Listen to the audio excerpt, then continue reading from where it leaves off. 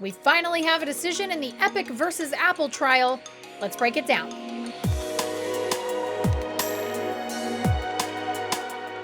Last summer, Epic Games activated a payment option within its super popular game Fortnite on the iPhone.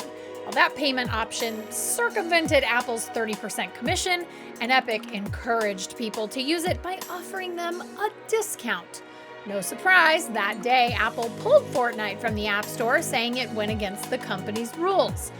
Epic knew that would happen, and it had an antitrust lawsuit and a massive PR campaign ready to launch the second Fortnite was yanked. And hashtag Free Fortnite was trending on Twitter shortly after. Oh, and Google got sued by Epic too for pretty much the same thing. In what's viewed as a possible peace offering to the developer communities ahead of their respective trials, Apple and Google both reduced its commissions to 15% for the first $1 million in revenue developers make every year. So generous. The official Epic v. Apple trial kicked off at the beginning of May earlier this year and ended before the month was over. The judge in that case, U.S. District Court Judge Yvonne Gonzalez-Rogers, said a decision could take months. Now, at the heart of the trial were some key questions like, what market exactly was at stake here? Epic said Apple was a monopoly with no competition since Apple controlled every system in the iOS ecosystem, including in-app payments, and Apple said it was the farthest thing from a monopoly because in this complaint, it felt it was competing in the games market, which has tons of competition. The next question, was Apple's anti-steering rule, which bans developers from linking out to or even mentioning other payment methods for apps on the App Store, anti-competitive, like Epic insisted it was?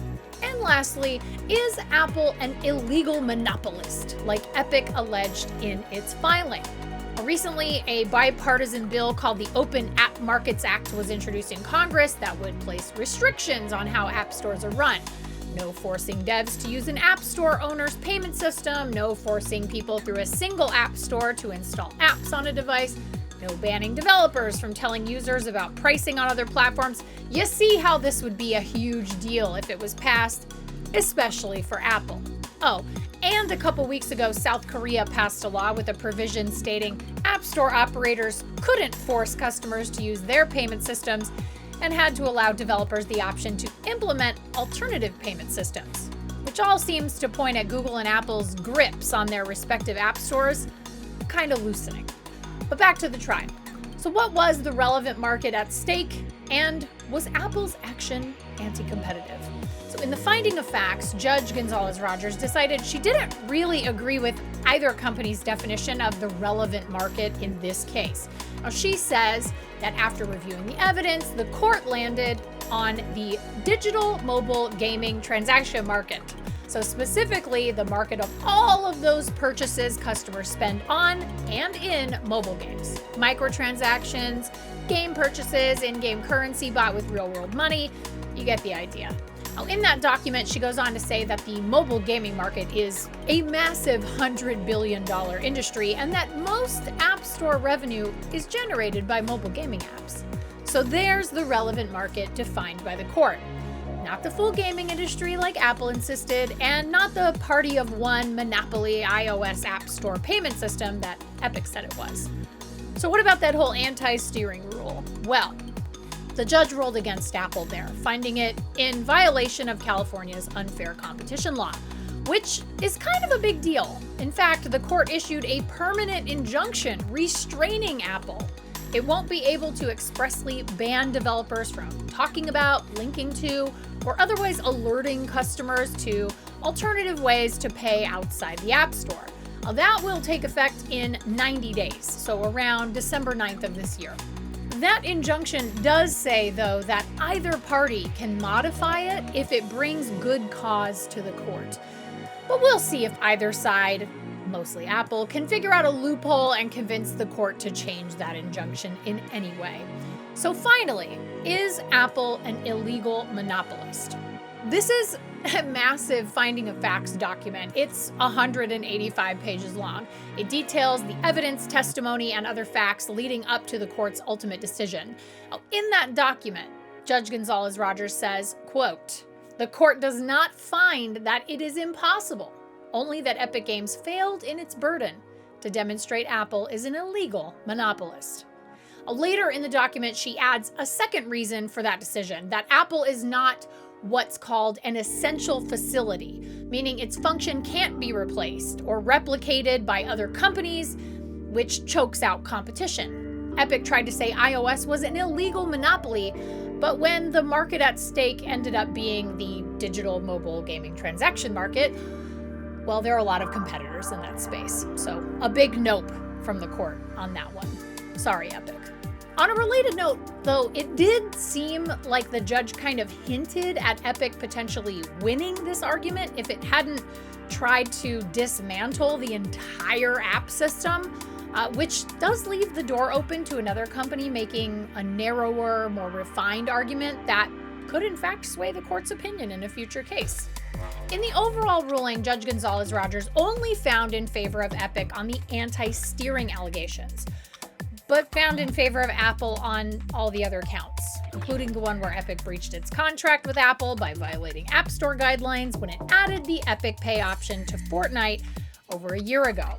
So Epic will have to pay Apple a 30% cut of all the money it made during the time that option was live and available to users, which comes out to a little over $12 million for the 3-month period between August and October of 2020, plus 30% of whatever relevant revenue it might have made after that point until now.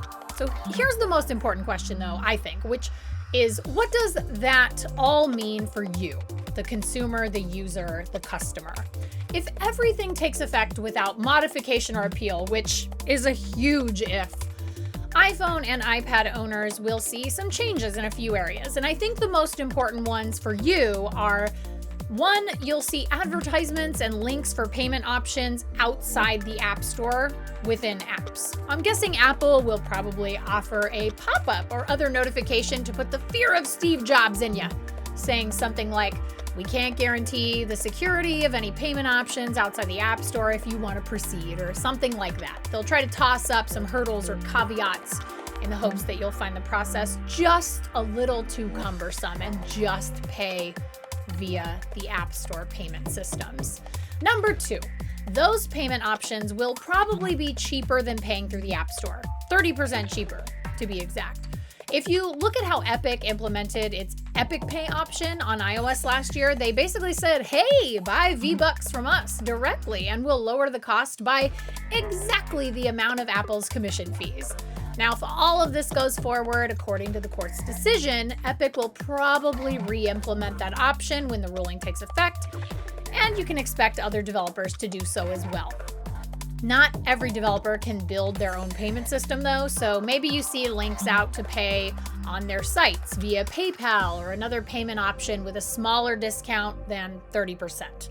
Developers are absolutely going to test the limits of this injunction, from buttons that pull up a checkout screen, which would not be out of the realm of possibility, though I can't imagine Apple would love that, and the ease of use that would provide, all the way to external links that take you to the developer's website where you can then walk through the checkout process. And number 3, this doesn't mean we'll see the App Store completely dismantled with third-party app stores allowed to run on iOS. It's not what this case focused on, even though that's what Epic was hoping for in the end. Mobile gaming, as the courts mentioned, is a huge industry, and it would be extremely lucrative for a company like Epic to launch a mobile Epic Games Store on iOS.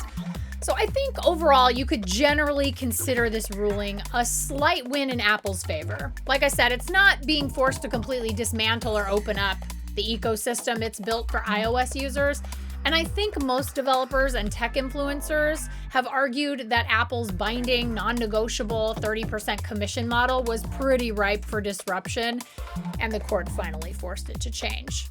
Oh, of course, this is all the beginning of a post-decision parade of activity.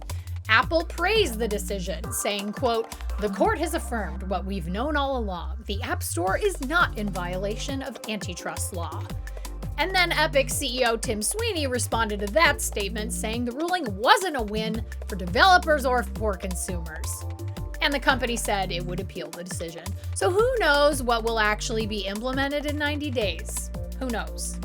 We'll be keeping an eye on the after-trial actions of both Epic and Apple and letting you know if anything important happens. So what do you think? Did the court make the right decision? Drop your thoughts down in the comments. And if you found this video helpful, I would love a thumbs up so I can keep feeding my family. And if you aren't subscribed to our channel yet, what are you waiting for? Just click on that subscribe button. Until next time, be good humans.